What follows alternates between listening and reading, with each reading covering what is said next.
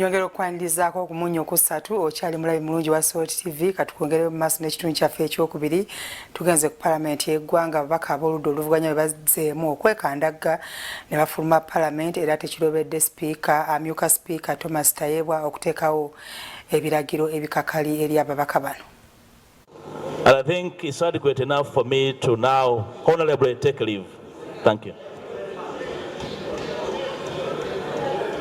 Ab'oludda oluvuganya gavumenti bazzeemu okwekandaga omulundi ogwokusatu ne bateetaba mu lutuula olubadde olunaku olwaleero nga ku mulundi guno beekwasizza nga badde bataddewo ab'ebyokwerinda abadde bagenda okufuuka b'obulabe gye bali.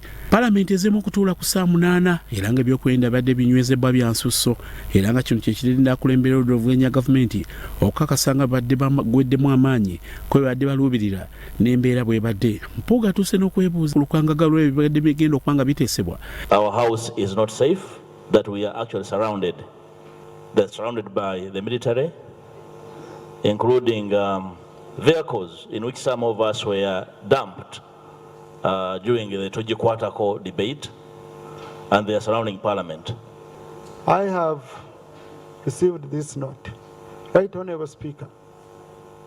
Security being referred to, the security outside the Parliament is an area under Kampala Metropolitan Police. And they have received information, in fact, that the extra security we are seeing was intelligence information of rather groups of people that were planning to come to Parliament.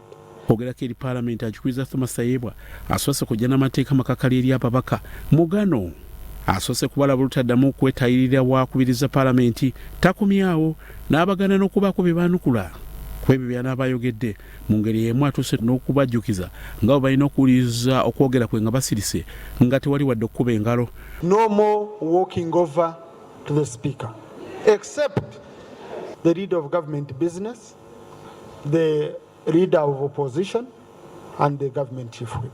Wanakulembe oludda oluvuganya gavumenti wasinzidde n'ategeeza nga batali beeteefuteefu kugenda maaso nakwetaba mu lutuula luno olw'embeera ebadde eriwo. Mpuuga atuuse okwebuuza lwaki ate ab'ebyokwerinda balabise nga batudde mu bifo by'abagenyi mu ngeri y'emu atuuse n'okunokola embeera ebaddewo gy'agambye nti badde tesanyusa nga ne TV ezibadde ziweereza emikolo gino butereevu zibadde zigiddwako. Mpuuga era yeemulugunya engeri y'okusengeka entuula z'ababaka ba Parliament mu kaseera kano. I want to have a team that I can control, and when asked to account for the conduct of my members, I can make a full accountability. Oluvannyuma lwe beekandaza okuva mu Parliament ate ab'oludda olwa NRM ne bakuba guddiguddi era nga bwe bagenze maaso n'okutuula mu bifo byabwe.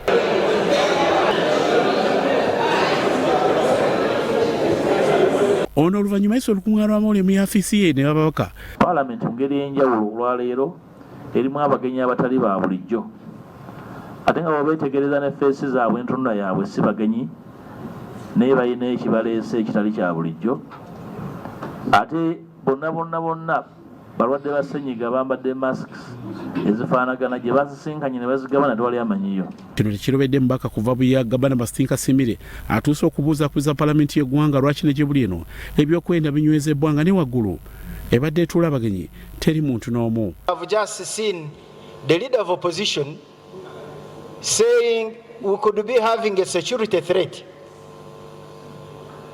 Could it be the reason they are not, the members of the public are excluded from hearing what is going on in the house? Parliament ezimu ku nsonga zebadde erina okutunulira by'ensonga ezibadde zikwatagana ku bukiiko obw'ebyembalirira era nga buno obusinga okubeerako ab'oludda oluvuganya gavumenti naye kino tekirobedde Tayebwa kulonda ababaka ba NRM kusoma alipoota zino kubanga kino kibadde tekimanya tteeka.